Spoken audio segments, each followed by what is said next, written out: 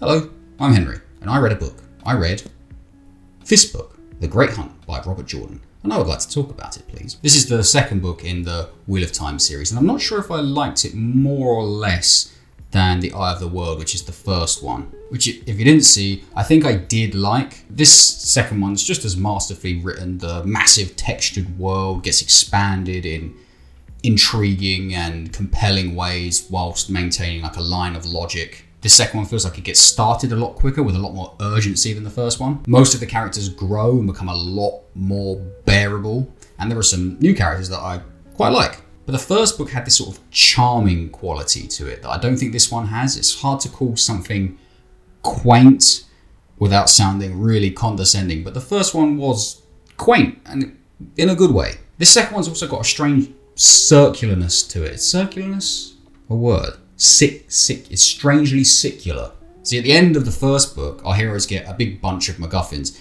and they start this book still with those MacGuffins, but they're quickly nicked by the baddies, and this sets the whole story in motion, but it results in everyone trying to get back to the situation they started in. It's a bit narratively unsatisfying, feels a bit almost like running in place, but there's enough other cool stuff going on for it to not be anything more than a little bit odd. The main problem I had with this second book, and what we're going to be talking about today, is something running basically all the way through it, and something that basically rubbed me up the wrong way. In traditional story structure, there is a beat, a moment, an exchange that some people recommend be addressed or covered or approached in some way. Normally it occurs just after the inciting incident, but before the first plot point.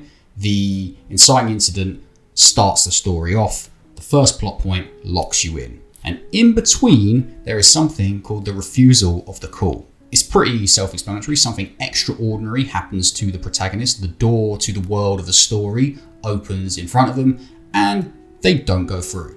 They refuse the call to adventure. And there are a lot of arguments to why the refusal of the call is a thing. It conveys the risk of the adventure, it adds a little bit of extra tension to the early chunk of a story, and it's a good characterization tool for the protagonist. In my opinion, it also adds a level of relatability to them as well. Like if you were walk into the pub and something happened in front of you, some incident, some inciting incident, your first reaction isn't going to be, yes, adventure. It's going to be, whoa, wait, no, hang on, stop. But whatever the reason is for the refusal's existence, it's not always necessary. It's not going to be in every story, and where it is, it doesn't last too long. Because if it lasts too long, it goes from relatable to obnoxious. It goes from, that's probably what I would do in this situation, to, oh my God, could you just accept what is happening, man? So let's look at the call being refused here. In this world, there is a chosen one. The Dragon Reborn. Our protagonist, Rand, is the Dragon Reborn. He refuses this call. This is fine. A lot of baggage comes with being the Dragon Reborn, so no judgment from me with turning your nose up at it being an initial reaction. Except it isn't just an initial reaction. Whilst there were suspicions about it bubbling through the last book, we the audience find out for sure that Rand is the Dragon Reborn in the last line of that book. In this book, there is a point where the head of the mages says to Rand's face, "You are the Dragon Reborn." Rand thinks to himself, I am not the Dragon Reborn. What I did there was mislead you slightly. Those two lines are real. They do happen in this book, but there is a bit of a gap between them. The first, Rand being told he is the chosen one, happens on page 137. The second, Rand refusing to accept that he is the chosen one, happens on page 578. This is not fine. This reaches levels of infuriating that I did not know were possible. Imagine if you've got a friend, yeah? And they develop an allergy to prawns, and you know that they've got this allergy to prawns because you've seen what happens when they eat prawns, and they know they've got this allergy to prawns because they've been to the doctor and they've been told they've got this allergy to prawns, but they still keep shoving prawns into their face. Rand keeps shoving prawns into his... It appears, in my rage, I let this metaphor get away from me. The point is, Rand actively fights against the person he needs to become, and by extension, actively fights against growth and change. Okay, but why though? Why is Rand being so stubborn? Surely he has a good reason. As mentioned in the previous video, men in this world can't use magic without losing their mind. And being the Dragon Reborn involves doing a lot of magic. So naturally, Rand would like to keep his mind. Now originally I thought that being the Dragon Reborn actually gave you an immunity to this mind losing, but that isn't the case. Rand will go mad at some point. But that isn't really his main reason for resisting his fate, at least not the reason he mentions over and over and over again. Now the reason he mentions over and over and over again is that he doesn't want to be used by the lady wizards. They're called Aes Sedai, and Rand would very much like to not be a pawn in their machinations. That is his vocal motivation for resisting his destiny. Spite. He wants to spite the people that he thinks are using him for their own ends. He's refusing the call on the grounds he doesn't want to fall into this perceived puppet role. The Dragon Reborn will be saving the world, might I add. See what I mean when I say his reasoning is meh? He does have a leg to stand on, but he's standing on the wrong leg and he still resists change. I should say real quick that this is an example of a flat character arc wherein the main character themselves doesn't change, they just affect change in the world and the people around them. Like Marty McFly in Back to the Future, where he doesn't change himself, but he changes his parents into better versions of themselves. Or Captain America, the Winter Soldier, wherein he stays true to his values, and by extension, and by doing that, he changes S.H.I.E.L.D. and the world for the better. They're relatively rare and quite tricky to pull off, but a story wherein the main character does not change definitely has its place. This is not one of those stories. Rand is changing, just very slowly and so very reluctantly. On that reluctancy, let's take a look at just a few things about his destiny and about who he is that Rand just refuses to accept. The first thing isn't even in this book. Well, it is, but it started in the previous one. Rand has been having nightmares wherein he inhabits the body of a previous Dragon Reborn, and he has these spooky conversations with the Dark Lord Balsamon, which is still a Digimon. These aren't dreams that just anyone would have, though it is made clear that two of his mates, Mat and Perrin, are also having these dreams. So this isn't a pinpointed call to action to Rand, nor is it confirmation that he is the chosen one. What it does do is narrow down the next possible Dragon Reborn from the population of the entire world to 3, one of which is him. The second thing also isn't in this book, it is in the finale of the last book. Covered in detail here, Rand, using magic he isn't really consciously using and magic way beyond anything we've seen before, defeats an ancient evil wizard and bests the Dark Lord in a battle of wills. As mentioned here, these aren't things that just anyone can do. This is confirmation as far as I'm concerned, and why the aforementioned last line of the previous book is the dragon is reborn. What I'm saying is Rand should start this book knowing he is the Dragon Reborn. Should it take another whole book just for him to accept that?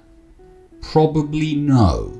Then there's all the magic he does throughout this book, both subconsciously and consciously. He accidentally teleports himself and a couple others to a different dimension. Then later he intentionally teleports himself out of that different dimension. Then later he intentionally uses the same teleportation method to transport over a great distance, though that doesn't really go to plan. He channels magic in his fights, getting super strong, super agile, super fast, super accurate with his sword and his bow and arrow. He has a weird magical moment at one point with a big magical orb. It was pretty cool. He uses magic to fight off an evil black wind from a different dimension, though I should say this isn't the same different dimension I mentioned a second ago. This is a different dimension. I could go on, but the point is, Rand does a lot of impressive magic. His heritage is also super important because Shocker, his dad, who looks nothing like him, is not his real dad.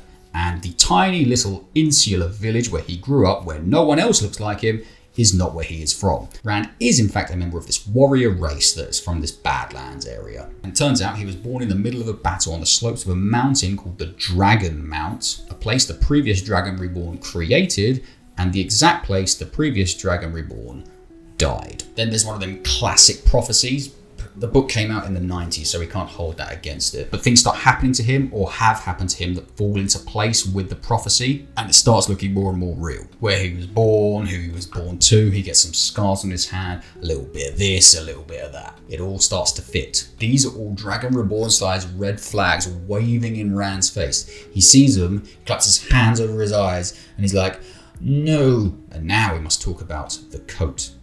There is a coat in this book, and I'm not exaggerating when I say it is my most hated article of clothing ever, fictional or otherwise. I hate it more than a piece of jewelry that is literally pure evil and ruined a bunch of people's lives. I hate it more than a glove that wiped out half of the life in the universe. I hate it more than these Tottenham Hotspur Football Club kits that I once wore with pride and now I wish I didn't own. Save us, Ange. Early on in the book, Rand gets his rugged, outdoorsy clothes taken and replaced by some fancy ones, including a coat. And you'd be forgiven for thinking that this coat is the main antagonist of the book, because Rand really does not like this coat. Now, a normal person in this situation would probably be a little bit uncomfortable at first, but they'd eventually get used to this coat. And if they were really uncomfortable with it, they'd go out of their way to be shot with it, chuck it in a bush and go without, or sell it and buy a new one, or trade it with someone for a new one, or steal a new one,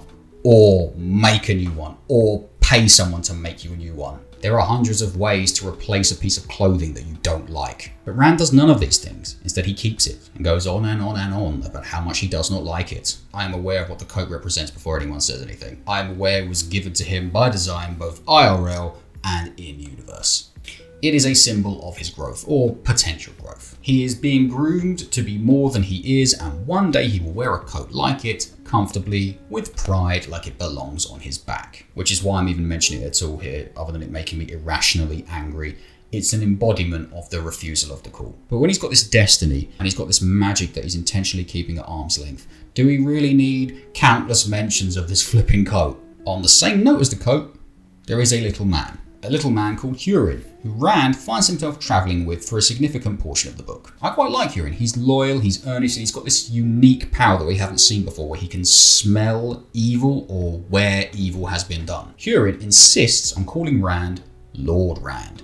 As you can probably guess from what I've said so far, Rand does not like this. And why would he? He grew up a farmer. It's weird and awkward someone suddenly calling him Lord. But he doesn't really fight for Hurin to stop. Like, he does ask for him to stop once, but Hurin rattles off some spiel about nobility and propriety, and then Rand leaves it at that. Well, he doesn't leave it at that. He grumbles and passags about it for ages before eventually leaving it at that. Why didn't he say something like, hey Hurin, could you please stop calling me that? It makes me really uncomfortable. I know you think it's important, but I really don't like it, so please stop.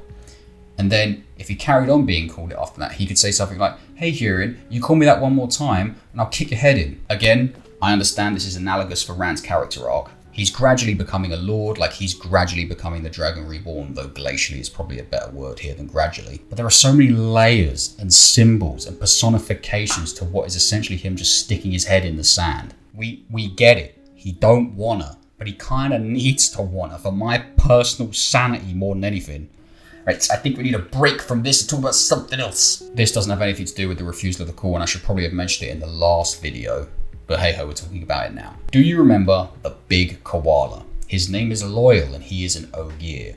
Ogier are, as mentioned previously, these giant magical engineer koala bears. And they live in these magical groves of trees called steddings. And this word confuses me because it's always in italics. Now, italics are used for a bunch of reasons. They're used to put emphasis on words over the words around them. They're used for sarcasm. They can be used when a character is reading something. They're used for quotes. They're used for internal monologue, like a character's thoughts. Sometimes they're used when a character is speaking or reading a different language that they understand. They can even be used in whole paragraphs or whole chapters to show a flashback. None of that applies here. It's just the word steddings in italics every time. I don't get what it's trying to convey. There are other words in italics, but they're all fun fantasy words. Stedding is a real word. Just ask Lee Mack. I mean, it's spelt slightly differently here, but it's still a real word. Also, you know how some books, especially like YA dystopia, will take a regular noun and capitalize it and suddenly it's all important and fantastical. Well, that's not happening here either, because steddings isn't capitalized. So all the characters are saying this real word, but it's in italics. So I've got them saying their entire sentence, getting to the word, stopping, looking directly at the camera, saying the word, then carrying on with their sentence. It was the groves, planted to remind Ogier builders of the stedding the loyal left his home to see. Anyway, sorry about that. Back to the actual point of the video. This is a section I like to call the most obvious villain of all time tries to get Rand to accept his destiny. Remember in my list of indicators that Rand is the chosen one when I mentioned he accidentally teleported himself to a different dimension? Well, maybe he didn't do that, because in this different dimension, Rand meets a lady called Selene, and she is more blatantly evil than Saruman in the Hobbit movies. She talks in grandiose verbiage, she's over the top beautiful, and she was casually hanging out in a different dimension for reasons. Her moral alignment aside, her sole purpose seems to be just vocalizing what I have been screaming at the page with more eloquence and less swearing. But Rand needs to accept who he is. She spends a good chunk of the book, the entire time they're in the different dimension and a period of time after, just going on and on at him. It's relentless. It really is relentless. And it feels like it could be annoying for some people. But for me, I'm like, yes, don't stop, darling. Wake him up whilst he's asleep just to lecture him. But it does feel like she was put in this book just to exclusively lecture Rand, because maybe even Robert Jordan himself was thinking Rand was being too blind to things, so he was like, I've got to invent someone just to sit him down and tell him what's up. Whatever her reason for existing, she is most welcome. Sadly, she is ineffectual and Rand still refuses the call. Now I know what you're probably thinking. Does Rand accept the call in this book? And the answer is, yeah, sure, why not? Things happen in the climax that even he cannot deny, though I kind of wish he would. It would be hilarious if all this epic madness goes down and he's just like, no, I'm still good, I'm just gonna go. He doesn't do that, unfortunately. What he does do is, under an ancient dragon banner used by the previous Dragon Reborn, which is one of the MacGuffins they were chasing in this book, he marches into a city to confront some invaders, rescue some friends, and get the rest of the MacGuffins. He doesn't get to do too much in the battle because it starts and he gets dragged into another 1v1 against another incarnation of the Dark Lord. Kind of like the climax of the last book, but instead of in a vision of the past, it happens in the sky above the city they're attacking. Very Dragon Ball Z Dragon. And because they're fighting above a city, everyone in that city can see them. A few things happen in this fight that push Rand further into the prophecy, and then he wins. Yay! It's easy to repeatedly deny accusations of being the chosen one when they're all hushed and secretive. It's a lot harder to deny them when a city full of people saw you beat the Dark Lord flying in the air. So he doesn't. Phew. I like how on the wiki page for the stuff Rand does in this book, the paragraph ends with, Rand finally accepts his fate. We talked about italics earlier. That finally should be in italics. So I've heard Man of Steel being called a Refusal of the Call movie, and the parallels to this book are actually quite startling. Rand and Clark are both Jesus Savior archetypes. They've both got powers they are intentionally trying not to use. They both don't want to be in the public eye, and they both end up saving the day after accepting the mantle of who they are. I mean, Superman wipes out several 100,000 people when he smashes a city into paste, and he's got a dumb dad who dies in a tornado for no reason. But other than those two things, they're pretty much identical. And people didn't really connect with Man of Steel all that much. And yes, there are a lot of reasons for that. But one of them is this seemingly detached, aloof, standoffish version of Superman that we got. A version of Superman that wouldn't have seemed so detached, aloof, and standoffish if he just accepted the call a little bit earlier. And while Rand comes across more dopey than detached and more aggro than aloof and more stubborn than standoffish, you see what I'm saying here. A story where the protagonist actively fights against the flow of the plot feels like they're actively fighting against the person experiencing that story with them. And no one wants that. People want to enjoy being in the protagonist's head, not groaning like, oh, could you hurry up and be the chosen one, please? I've got to go to the shops and then the footy starts at 12:30. I don't have time for this. TLDR. Good book. Long Ting main character. Hello everybody. Thanks a lot for getting to the end of the video. Do please like and subscribe and all that good stuff. Next one's probably not going to be Wheel of Time based. I think I need to give myself a break for my own sanity. We're going to mix it up, do something a little bit different. We'll come back to it, but we'll have to give it a bit. See you in the next one. Cheers.